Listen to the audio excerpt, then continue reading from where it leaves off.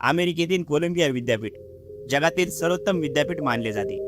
या विद्यापीठाला 2004 साली 250 वर्ष पूर्ण झाल्याच्या निमित्ताने जेव्हा त्यांनी त्यांच्या विद्यापीठात शिकलेल्या सर्वात बुद्धिमान विद्यार्थ्यांची यादी तयार केली, तेव्हा त्यात नोबेल पारितोषिक मिळवल्यापासून ते विविध देशांचे राष्ट्राध्यक्ष झालेल्या लोकांची नावे होती आणि त्या सर्वांच्या वर नाव होते डॉक्टर भीमराव रामजी आंबेडकर। होय, डॉक्टर भीमराव रामजी आंबेडकर म्हणजे भारतीय संविधानाचे शिल्पकार डॉक्टर बाबासाहेब आंबेडकर।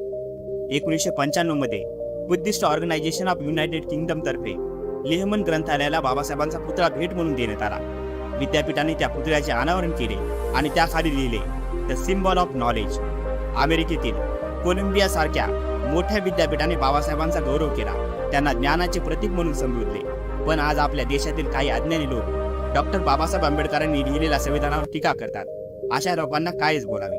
अलीकडेच डॉक्टर बाबासाहेब आंबेडकर यांच्या नावाने कोलंबिया विद्यापीठात विधी विद्यालयात अध्यासन स्थापन करण्यात आले आहे। याशिवाय भारत सरकारच्या साहाय्याने शिष्यवृत्ती जाहीर करण्यात आली आहे। बाबासाहेबांचे आयुष्य म्हणजे संघर्ष गाथा। जन्मच अस्पृश्य कुटुंबात झाल्यामुळे जातीयतेचे चटके अगदी बालपणापासून ते झेलत होते।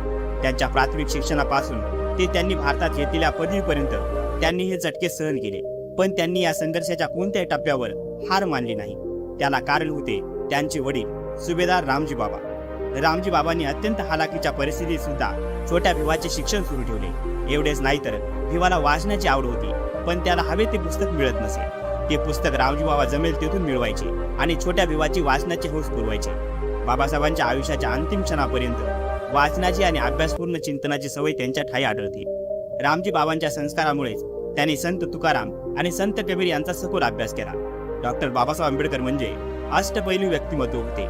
एकूण 32 डिग्र्या त्यांनी घेतल्या। त्यांना प्रत्येक क्षेत्राचे परिपूर्ण ज्ञान होते।